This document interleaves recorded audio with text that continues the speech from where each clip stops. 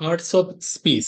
হ্যাঁ, এটা হচ্ছে এই ওই যে শুনেন বলি নতুন করে পুরান ঘটনা, এরকম। হ্যাঁ, তো পার্টস অফ স্পিচ আমরা সেই স্কুল কলেজ থেকেই পার্টস অফ স্পিচের সাথে পরিচিত।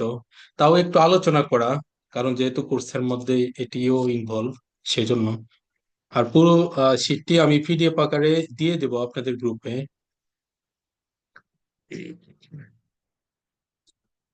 Firstly, what is parts of speech? Are you listening to me clearly? হ্যাঁ দাদা। Yes sir. I am all ears. মনে আছে? I am all ears. I am all ears. That means আমি সবকিছু ভালোভাবে শুনতে পাচ্ছি। All the words of English are divided into 8 parts with the idea of function and use in sentences, which is called which, হ্যাঁ, which না, which is called parts of speech. Basically এই parts of স্পিচটা হচ্ছে আমাদের ইংরেজিতে যত ইংরেজি যে sentence গুলো আছে, সেই সেন্টেন্স গুলোর প্রতিটা ওয়ার্ডই কিন্তু এক একটা পার্টস অফ স্পিচ। মূলত কথাটা এটাই। একটা সেন্টেন্স তো অনেকগুলো, 7টা 8টা, যে কোনো সংখ্যার ওয়ার্ডস থাকতে পারে, সেগুলো প্রতিটাই হচ্ছে এক একটা পার্টস অফ স্পিচ। আর ওই যে পার্টস অফ স্পিচ আমরা হয়তোবা অনেক জায়গায় শুনেছিলাম যে পার্টস অফ স্পিচের 8 ভাই।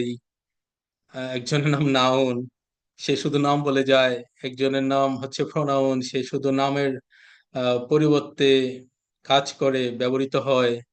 একজন হচ্ছে দুষ গুণ বলে, সে হচ্ছে অ্যাডজেক্টিভ। একজন শুধু কাজ করে যায়, সে হচ্ছে ভার্ব। এটা অ্যাকচুয়ালি হচ্ছে অ্যাপ্রোপ্রিয়েট লার্নিং না। কারণ হচ্ছে এগুলোর অনেক ভার্সেটাইল ইউজ এবং হচ্ছে ভার্সেটাইল বিষয় আছে এগুলোর। বিভিন্ন ভাবে নাউন হতে পারে। হ্যাঁ, আমরা এই লেকচারে হচ্ছে প্রতিটা পার্টস অফ স্পিচেরই হচ্ছে একদম ইলাবোরেট আলোচনা করব। হ্যাঁ, এগুলো ওইভাবে যে শেখাটা, সেটা হয়তো সাময়িক সময়ের জন্য ভালো লাগে, বা এটা হচ্ছে স্কুল লেভেলের জন্য হলে ঠিক আছে, কিন্তু আপনাদের এই এই যে এসে আপনাদেরকে আহ, হচ্ছে বিভিন্ন রকমের নাউন, তারপর প্রোনাউন, এগুলো হচ্ছে প্রতিটাই সেগুলোর সাথে পরিচিত থাকতে হবে।